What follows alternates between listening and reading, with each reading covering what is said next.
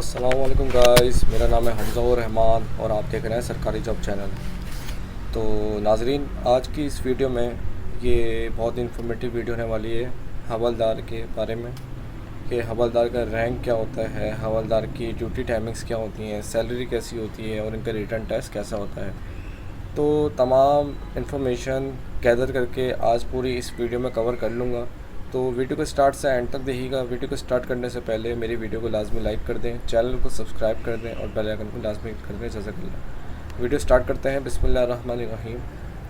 देखें, सिंध रेंजर्स में हवलदार जो होता है वो उसका BPS होता है, BPS 8। सो कॉल्ड आप उसे कह सकते हैं, हेड कांस्टेबल कह सकते हैं उसको आप। और सेंट रेंजर्स में ASI नहीं होता, डायरेक्ट सब इंस्पेक्टर होता है, तो आप उसको सेंट रेंजर्स का ASI भी कह सकते हैं। क्योंकि आपने मुख्तलिफ पेट्रोलिंग्स में देखा होगा, ज़्यादातर कराची के कैंडिडेट्स ने देखा होगा कि बाज़ हवलदार भी पेट्रोलिंग कर रहे होते हैं, मोबाइल्स में आगे बैठे हुए होते हैं, मोबाइल में पेट्रोलिंग कर रहे होते हैं। तो मैं आपको ये बता दूँ, हवलदार NC नॉन कमीशन अच्छा रैंक है, बुरा रैंक नहीं है, बहुत अच्छा रैंक है। ये डायरेक्टली रिपोर्ट कर सकता है DSR को, डिप्टी सुपरिटेंडेंट रेंजर्स जो होता है उसको डायरेक्टली रिपोर्ट कर सकता है ये। और इसमें प्रमोशंस के चांसेस भी अच्छे खासे होते हैं, क्योंकि एक समझ लें एक रिस्पेक्टेबल ये है, रिस्पेक्टेबल पोस्ट है बहुत। और जो मैं आपको एक इम्पॉर्टेंट बात ये भी बताऊं कि जो हवलदार अपॉइंट होते हैं, और क्योंकि परेड जब TCS में जब पास आउट हो रही होती है तो परेड कमांडर जो होता है वो हवलदार ही होता है। तो जो भी परेड कमांडर सेलेक्ट होता है उसको उसी वक्त सब इंस्पेक्टर पे प्रमोट कर दिया जाता है। जो भी परेड कमांडर सेलेक्ट होता है हवलदार के रैंक का, तो उसको उसी वक्त सब इंस्पेक्टर के रैंक पे प्रमोट कर दिया जाता है। तो ये समझ लें एजाज़ होता है उसके लिए।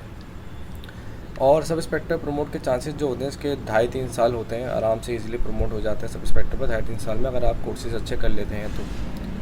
बाकी ड्यूटी टाइमिंग्स हम देख लेते हैं। ड्यूटी टाइमिंग्स की डिफरेंट्स होती हैं, डिफरेंट जगह पे ड्यूटी टाइमिंग्स होती हैं। अगर आप बॉर्डर एरिया पे हैं, जैसे गुजरात और कच्छ का रीजन जो आता है, उनके बॉर्डर एरिया में, सिंध के बॉर्डर एरिया में है आप, तो आपके डिफरेंट पेट्रोलिंग्स वगैरह होगी, जिससे आपको डिफरेंट बॉर्डर एरिया से पेट्रोलिंग करनी पड़ेगी। आपकी नाइट शिफ्ट भी हो सकती है, डे शिफ्ट भी हो सकती है, टोटल आपकी शिफ्ट अलग अलग होती हैं। सही है। तो ये तो ड्यूटी टाइमिंग्स में तो बहुत क्लैश है, कई हर जगह की अलग अलग ड्यूटी टाइमिंग्स होती हैं हवलदार की।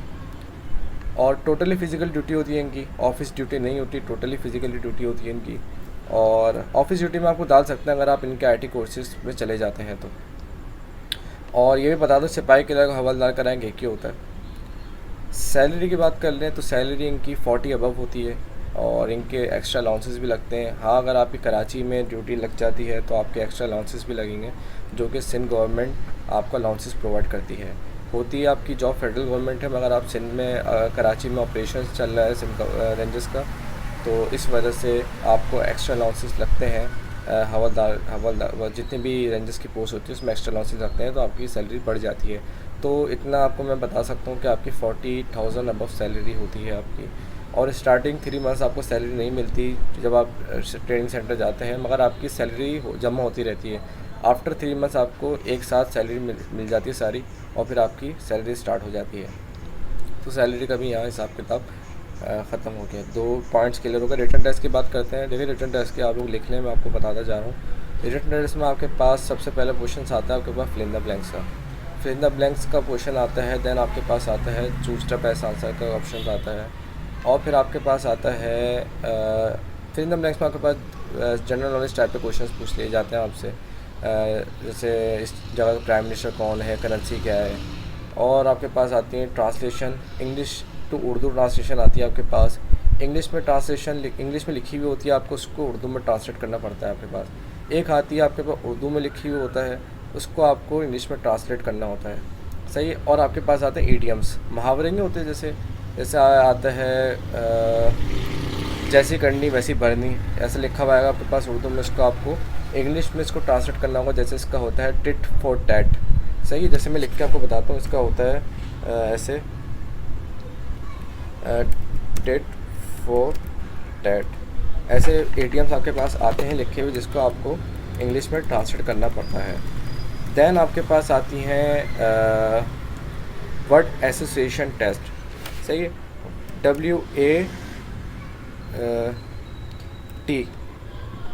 ये होते हैं आपके पास एब्रीवेशन टाइप के क्वेश्चन आते हैं, वर्ड एसोसिएशन टेस्ट।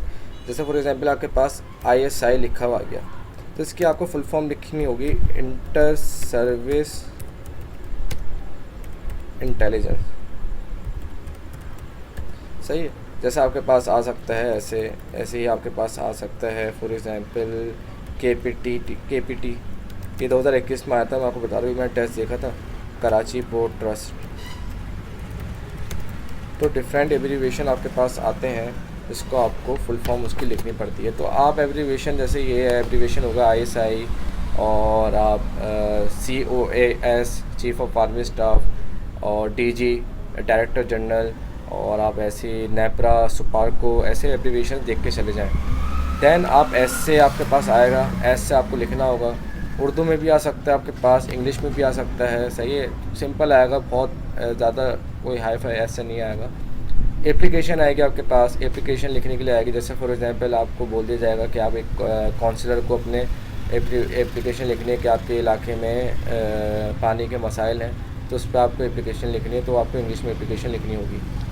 मैथमेटिक्स से क्वेश्चन आते हैं आपके पास, रेशियो निकालने वाले क्वेश्चन आते हैं आपके पास, बोर्ड मास जो होते हैं, प्लस माइनस मल्टीप्लिकेशन से क्वेश्चन आते हैं आपके पास, कुछ रूट्स वाले क्वेश्चन आते हैं आपके पास। अच्छा, कैलकुलेटर वगैरह अलाउ नहीं होता इसमें, और ऐसे ही टेस्ट आता है, बहुत सिंपल टेस्ट होता है, छोटा सा, ज़्यादा बड़ा नहीं होता, छोटा सा टेस्ट होता है, ज़्यादा बड़ा नहीं होता टेस्ट, और बहुत ईजी टेस्ट होता है। तो ऐसा ही सेम इसका पूरा प्रोसीजर होता है। मैंने बता दिया आपको पूरे टेस्ट के बारे में, ज़्यादा बहुत इजीली आप पास कर सकते हैं, क्योंकि अगर जिसने भी मेजॉरिटी कैंडिडेट्स वही होते हैं जो ग्रेजुएशन या FSC वाले कैंडिडेट्स हवलदार में अप्लाई कर रहे होते हैं, तो इनको तो इतनी नो-हाउ होती है, आराम से इजीली टेस्ट पास कर लेंगे, क्योंकि मैट्रिक बेस्ड जॉब है।